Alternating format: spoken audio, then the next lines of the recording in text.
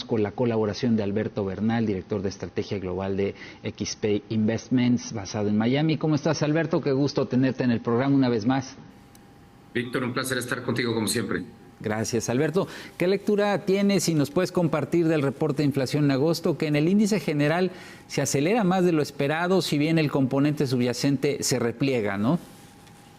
Pues mira, lo interesante acá, Víctor, es que el incremento por encima de lo esperado del componente subyacente está basado en dos temas muy específicos. Es increíble, pero eso es totalmente la realidad. Uno, un incremento más fuerte de lo esperado en el costo del transporte, atado básicamente a tiquetes aéreos y que subieron bastante más de lo esperado. Eso es un tema. Y el segundo, créelo o no, un incremento bastante fuerte en el seguro, en los seguros de los automotores, o sea, el seguro que tiene que comprar uno para el automotor en caso de que se lo roban. Y, por ejemplo, yo esperaba un incremento de 0.7 mes a mes, el número fue de 2.6% mes a mes, que básicamente es un número extremadamente alto. Y entre esos dos rubros explicaron básicamente 100% del incremento de la inflación subyacente. Pero estos dos cuestiones específicas deberían ser de corto plazo.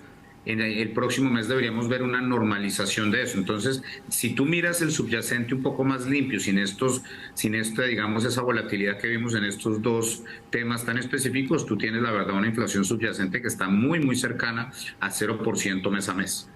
Sí, se habla de un efecto base que no favoreció en este mes, ¿no? Ahora, el incremento de la inflación en este octavo mes del año derivó también de los precios de los energéticos por los costos de la gasolina. Alberto, justo cuando vemos que los precios del petróleo están en máximos del año, de hecho de 11 meses, ¿viene otro dolor de cabeza con los energéticos? Pues mira, Víctor, esa es una de las mayores preocupaciones que tenemos nosotros. Yo esperaba un incremento de 5.5% mes a mes en el costo de la gasolina y se incrementaron 10%. Te voy a explicar por qué razón es tan difícil este cálculo, porque nosotros a través de Bloomberg tenemos una información diaria de los precios de la gasolina en Estados Unidos. Entonces, cuando tú haces el cálculo, por ejemplo, yo hacía el cálculo en julio, cuánto se había incrementado el precio de la gasolina, y el cálculo era que daba 5% en el diario que podemos ver nosotros en la terminal. Y el gobierno anunció 0.1% mes a mes, porque es que el gobierno utiliza unos filtros especiales para la publicación de estos números. Entonces yo lo que dije es, ya que mostró 5.5, y en agosto, paradójicamente, el costo de la gasolina, según el índice diario de Bloomberg, no se incrementó, estuvo muy cercano al 1%. Entonces yo dije, lo que va a pasar va a ser 5.5%, y fíjate que fue 10%.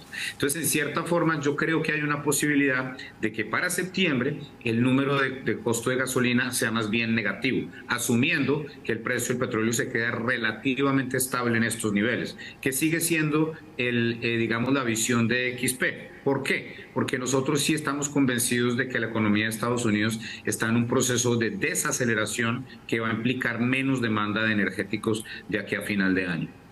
De acuerdo. Ahora, estas lecturas o variaciones en los precios pues no ofrecen evidencia, ¿no?, para asegurar que la inflación se encuentra en una trayectoria descendente, quiero decir sostenida. Por el contrario, todavía está muy por arriba del objetivo de 2% de la FED, sobre todo la subyacente.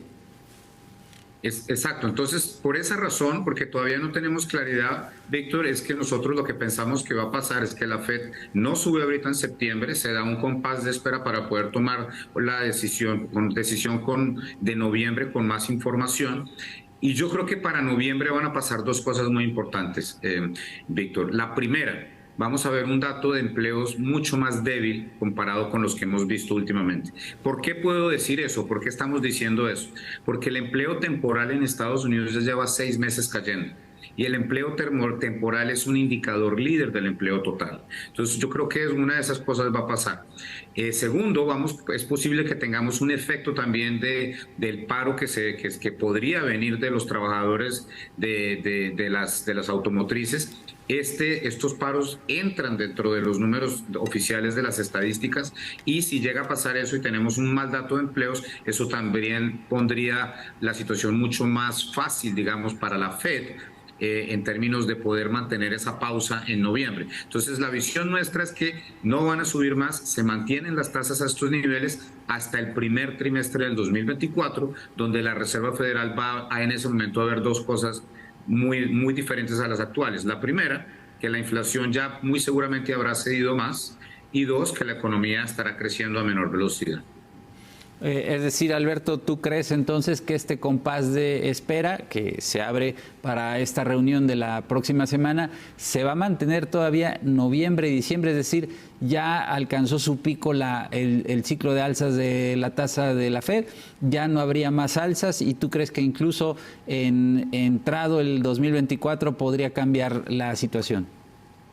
Exacto, el view de XP es que el 30 y pico % de probabilidad que hay en este momento de que suban las tasas en noviembre se va a disipar por los próximos datos que vamos a ver de empleo en Estados Unidos. Esa es la primera visión. Y la segunda visión, que es no consenso con el mercado, es que para marzo del próximo año la Reserva Federal ya va a bajar 25 puntos básicos la tasa de interés, porque para ese momento, según el modelo que nosotros corremos, la inflación subyacente ya va a estar a niveles muy cercanos del 2%. Y si la Reserva Federal no baja tasas, cuando la inflación subyacente ya esté cercana al 2%, lo que va a ocurrir es que va a estar actuando en una forma excesiva en términos de la contracción monetaria, porque la tasa real ya sería mucho más alta. Si mantienes la tasa 5.25 y la inflación es 2%, pues ya tienes una tasa real del 3%. Claro, ya muy restrictiva. En lo que sí hay consenso es en lo que ha dicho Powell, en el sentido de que las decisiones que tome la Fed pues dependerán enteramente de los datos, ¿no? De la información.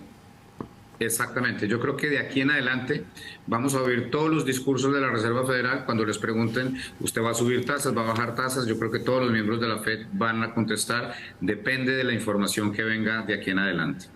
De acuerdo. Interesante. Alberto Bernal, director de Estrategia Global de XP Investment. Gracias por compartir tu análisis. Que estés muy bien y saludos en Miami. Muchas gracias, Víctor. Saludos a todos en la audiencia. Gracias.